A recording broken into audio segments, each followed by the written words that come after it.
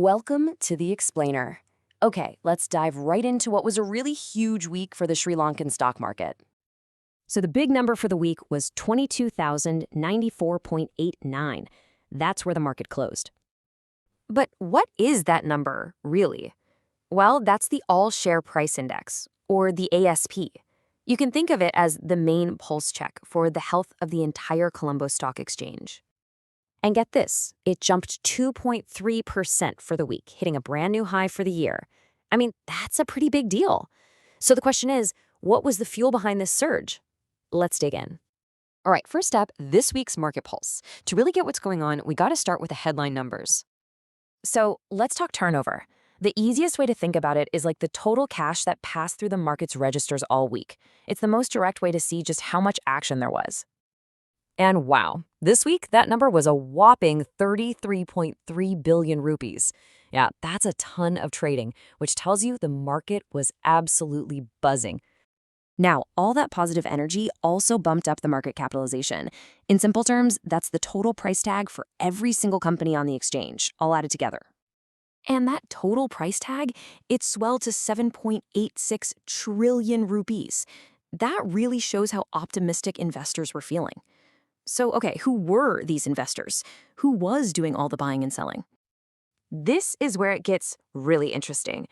Let's decode the money flow and see who was actually in the driver's seat this week.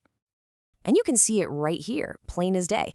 The market was absolutely dominated by local or domestic investors. I mean, they were responsible for almost all of that 33 billion in turnover. But wait, here's the twist.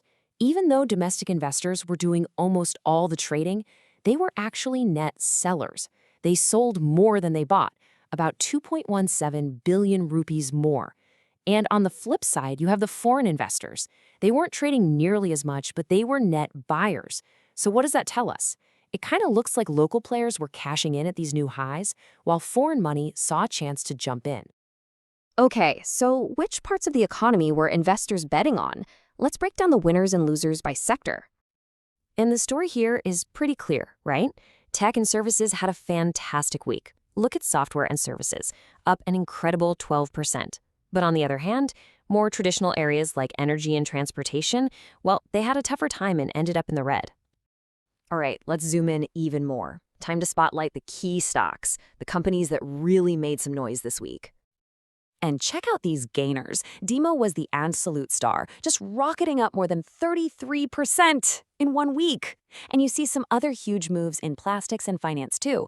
ACL, Dialog, and LCB all had a stellar time. But of course, there's always the other side of the coin. It was a rough ride for a few financial and leasing firms. AMFco took the biggest tumble, down almost 26%. And notice SMB Leasing on there twice. Both of its listings took a major hit. So, yeah, an amazing week, a record high. But 1 week is just 1 week. To really get it, we need to zoom out and see how this fits into the bigger picture for 2025.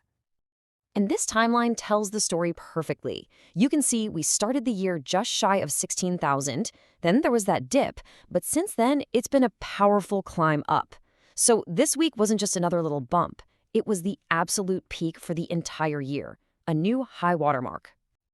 So, to sum it all up, this was a true record-setting week. It was fueled almost entirely by strong domestic activity, and it created a brand new peak for the market in 2025. And that really leaves us with the big question, doesn't it?